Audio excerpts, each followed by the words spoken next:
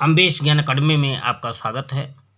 मैं उपस्थित हूँ आपके समक्ष कक्षा 9 हिंदी काव्य के साथ।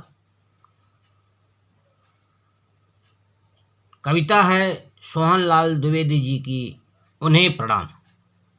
तो आइए पढ़ते हैं। भेद गया है दीन असु से जिनका मर्म, मुहताजों के साथ न जिनको आती शर्म। किसी देश में किसी वेश में करते कर्म, मानवता का संस्थापन ही है जिनका धर्म।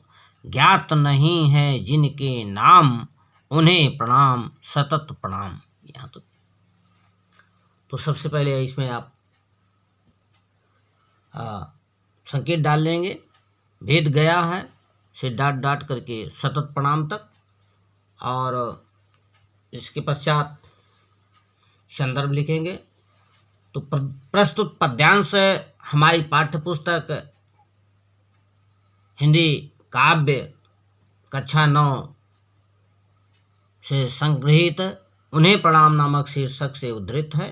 इसके रचयिता पंडित सोहनलाल द्विवेदी जी हैं। अब आइए, ये तो संदर्भ हो गया। अब व्याख्या की हेडिंग डालिए और व्याख्या में लिखिए। पंडित सोहनलाल द्विवेदी जी कहते हैं कि वे मनुष्य जिनका हृदय निर्धनों के दुख से बिध गया है। भेद गया है अर्थात बिध गया है, दीन असुरों से अर्थात निर्धनों से बिध गया हो, जिनको निर्धन दलितों के साथ रहते हुए भी लज्जा का अनुभव नहीं होता है। मुहताजों अर्थात निर्धन और दलितों के साथ लज्जा नहीं आती है। वो किसी भी देश में और किसी भी वेश में, किसी भी पहनावे में कार्य करते रहते हैं। जिनका मानवता की स्थापना करना ही जिनका मुख्य धर्म होता है। ऐसे बहुत सारे महापुरुष हैं। कुछ लोगों के नाम ज्ञात हैं, कुछ लोगों के नाम ज्ञात नहीं है। ऐसे लोगों को प्रणाम है, निरंतर प्रणाम है। यह इनका हो गया व्याख्या। इसके बाद काव्यगत सौंदर्य लिखना होगा। काव्यगत सौंदर्य में लिखेंगे आप, भाषा शुद्ध खड़ी बोली, शैली भावात्मक, छंद मात्रिक छंद है, और रस शांत, गुण प्रसाद, अलंकार में अनुप्रास एवं पुनर्प्रकाश है, शब्द शक्ति अभिधा है। आगे देखें।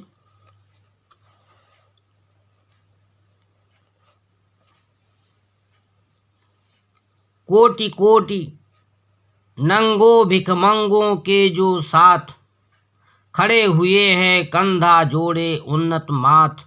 शोषित जन के पीड़ित जन के कर को थाम, बढ़े जा रहे उधर जिधर है मुक्ति प्रकाम।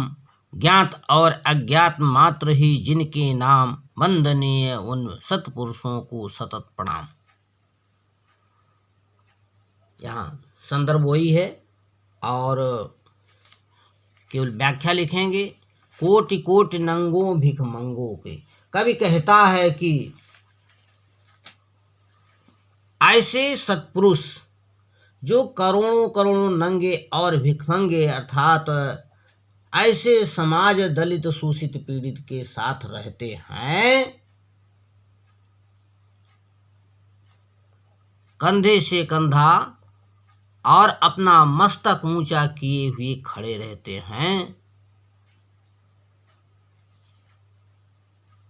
शोषित जन के पीड़ित जन के अर्थात तो शोषित पीड़ित के साथ उनसे हाथ मिलाकर रहते हैं और उसी तरफ बढ़ते जाते हैं जिधर क्या होता है, समता होती है, स्वतंत्रता होती है, उसी तरफ बढ़े जाते हैं। ज्ञात और अज्ञात मात्र ही जिनके नाम, उसमें से कुछ लोगों के नाम ज्ञात हैं और कुछ लोगों के नाम नहीं ज्ञात हैं। ऐसे वंदनीय सत्पुरुषों को निरंतर प्रणाम है। आइए इसमें काव्यगत सौंदर्य, भाषा खड़ी बोली, शैली ओजपूर्ण, रस वीर, गुण ओज और अलंकार अनुप्रास एवं पुनरुक्त प्रकाश अलंकार। शब्द शक्ति अभिधा है। इसके बाद अगला देखते हैं उसकी। जिनके गीतों के बढ़ने से मिलती शांति, जिनकी तानों के सुनने से झिलती भ्रांति, छा जाती मुखमंडल पर यौवन की कांति, जिनकी टेकों पर टिकने से टिकती कांति। आगे और पढ़ते हैं।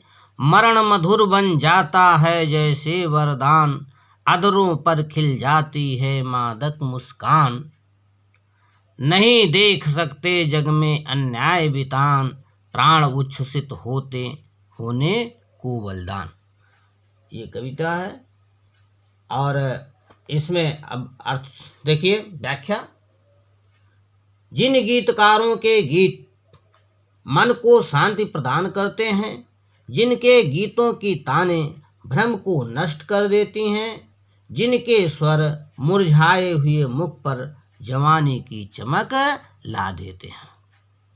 अधरू क्या हो जाते हैं? मुखमंडल पर छा जाती यौवन, जिनकी मुखमंडल पर यौवन की कांत छा जाती है, जिनके टेकों पर टिकने से टिकती कांत, और जिनके टेकों अर्थात जो अस्थाई पंक्तियां होती हैं गीत में, ऐसे ही मन में भावना आने पर कांति भावना की अस्थाई बना देते हैं, अथवा जिनके दृढ़ संकल्पों का आश्रय लेने से क्रांतियां स्थायी हुआ करती हैं। अब मधुर बन जाता है जैसे वरदान, जो मृत्यु का भी एक मधुर वरदान के समान स्वागत करते हैं। मृत्यु को सामने देखकर जो भयभीत नहीं होते हैं, अपितु मन मोहनी मुस्कुराहट लिए चलने को प्रस्तुत रहते हैं। जो संसार में अन्याय, यहाँ है जग में नहीं देख सकते जग में अन्याय वितान, अर्थात जो संसार में अन्याय का विस्तार होते नहीं देख सकते हैं, जिनके प्राण सदैव बलिदान होने के लिए तत्पर रहते हैं, ऐसे लोगों को प्रणाम है।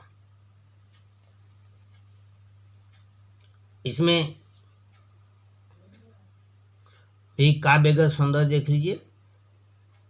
भाषा खड़ी बोली, शैली भावात्मक है, अलंकार में अनुप्रास है।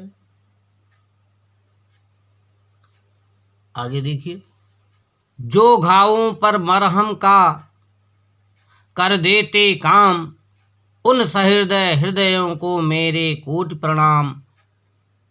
उन्हें जिन्हें है नहीं जगत में अपना काम, राजा से बन गए भिखारी तज आराम। दर दर भीख मांगते सहते वर्षा घाम, दो सूखी मधुकरिया दे देती विश्राम। यहाँ तक। तो इसमें आप देखिए,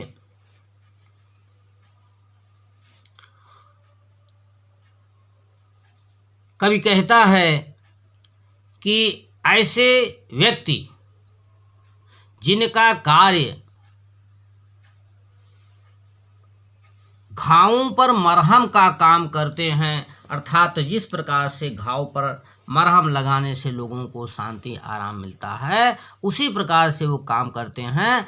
ऐसे सहृदय अर्थात हृदय से युक्त व्यक्ति को मेरे करोड़ों करोड़ों प्रणाम है। आगे। उन्हें जिन्हें है नहीं जगत में, ऐसे बहुत सारे लोग हैं जिन्हें अपना कोई काम होता ही नहीं है। ऐसे लोग स्वयं राज को छोड़ करके भिखारी बन जाते हैं।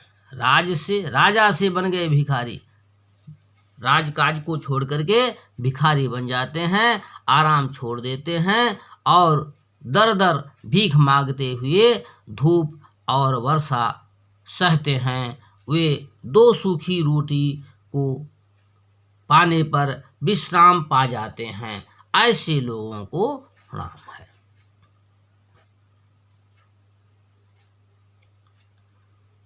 इसमें भी काव्यगत सौंदर्य देखने में खड़ी बोली भाषा खड़ी बोली है और शैली भावात्मक है, अलंकार अनुप्रास पूर्वोक्त प्रकाश और मानवीकरण है और दीन दुखियों की सेवा तथा अन्याय के प्रतिकार हेतु प्रेरणा दी गई है। जिनकी आत्मा सदा सत्य का करती शोध, जिनको है अपनी गौरव गरिमा का बोध, उन जिन्हें दुखी पर दया, क्रूर पर आता क्रोध, अत्याचारों का अभीष्ट जिनको प्रतिशोध, उन्हें प्रणाम सतत प्रणाम। आगे और दो लाइन पढ़ देते हैं। जो निर्धन से धन निर्बल के बल अविराम, उन नेताओं के चरणों में कोटि प्रणाम। यहाँ कवि कहते हैं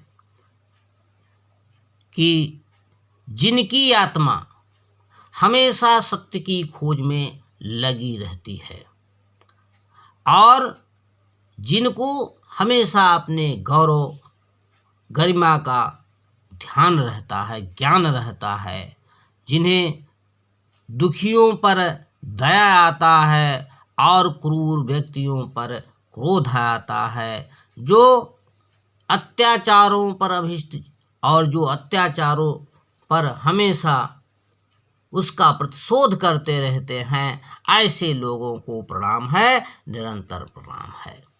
जो निर्धन के लिए धन बन जाते हैं और बलहीनों के लिए निरंतर बल बना करते हैं, ऐसे नेताओं के चरणों में कोटि कोटि प्रणाम है।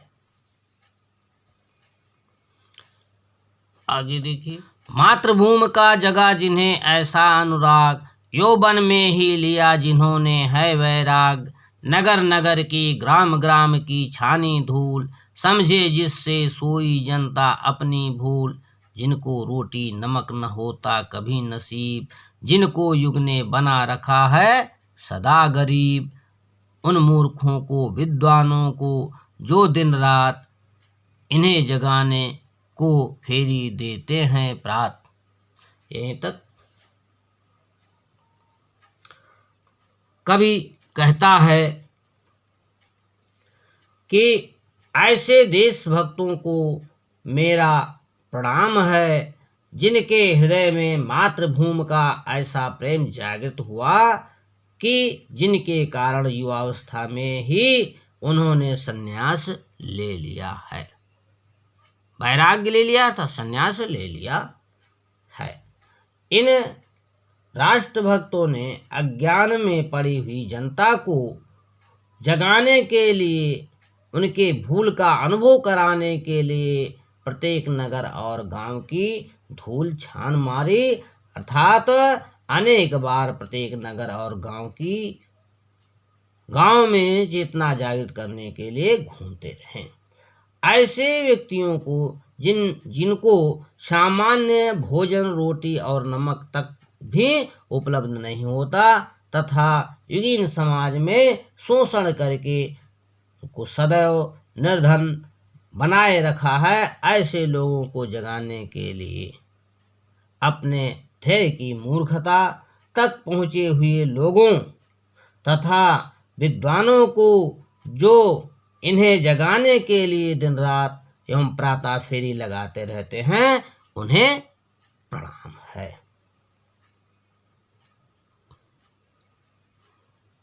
जगा रहे जो सोए गौरव को अभिराम, उस स्वदेश के स्वाभिमान को कोट प्रणाम। अर्थात जो ऐसे लोगों को जगाने के लिए रात दिन फेरी लगाते रहते हैं, उन्हें प्रणाम। ये इसमें भाषा खड़ी बोली है और गुण प्रसाद और वीर रस भी है, शांत भी है, इसमें दोनों रस है। अलंकार पुनरुक्त प्रकाश है और शब्द शक्ति लक्षणाएं व्यंजना है।